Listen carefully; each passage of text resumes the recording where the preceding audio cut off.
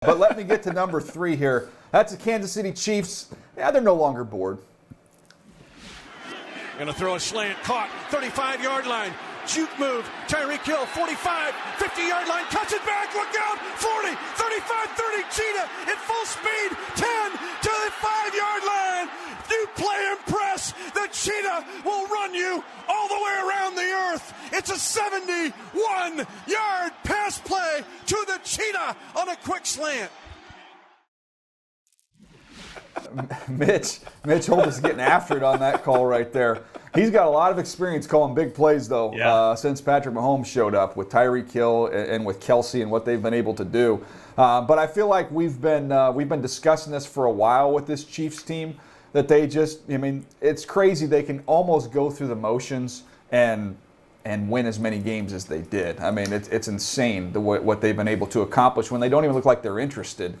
Even in this game, they're down 9-0, and it's like you're watching the game going, no, this is not going to matter. I mean, they're going to close this thing right back up. And it just happened in an instant, and then they just take off and go.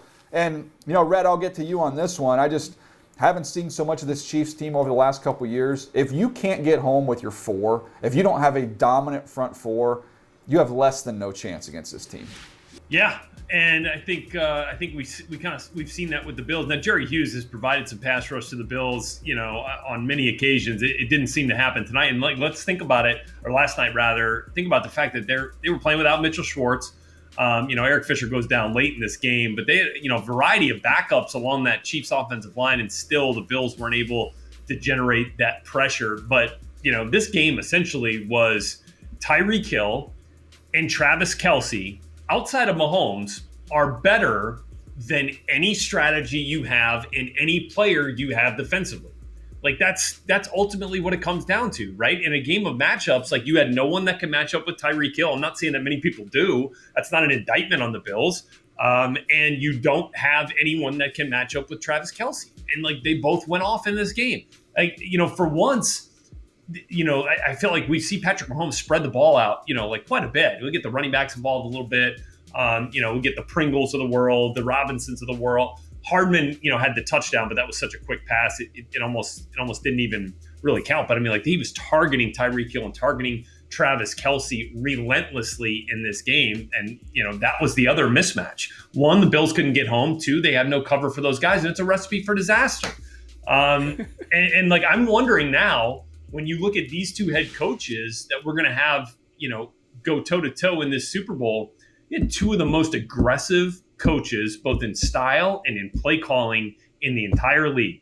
And does that say something about philosophy? Brett, I actually think it does. I think it does say a lot about philosophy.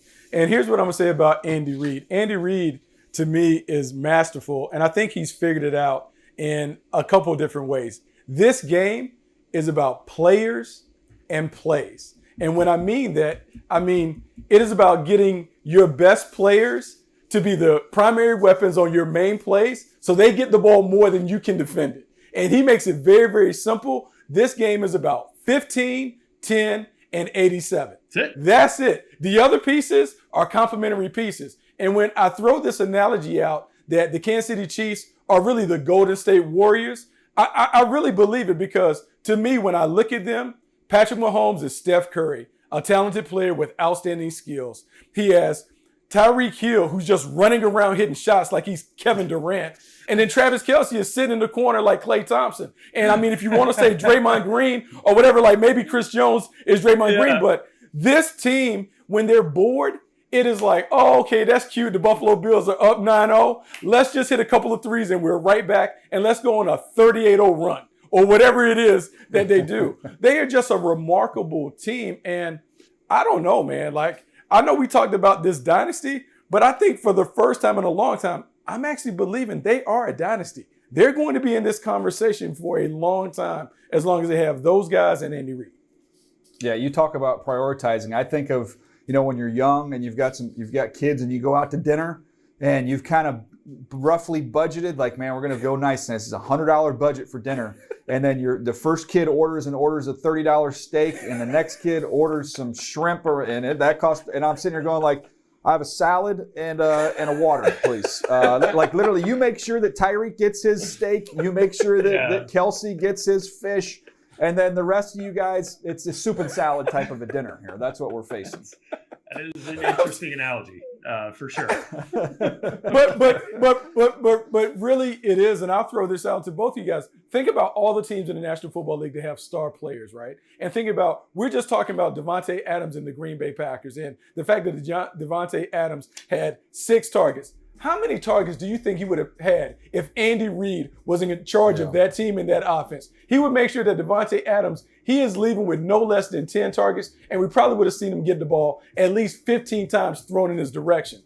It is not really that hard, but Andy Reid has figured it out. I'm going to get it to my best players, and over time, my best players are better than yours, and they're going to make more plays. We talk about that with Odell Beckham with the Browns. We've talked about it when he was with the Giants. We talked about it Saquon Barkley with the Giants. Like, how do you get your best players the ball consistently?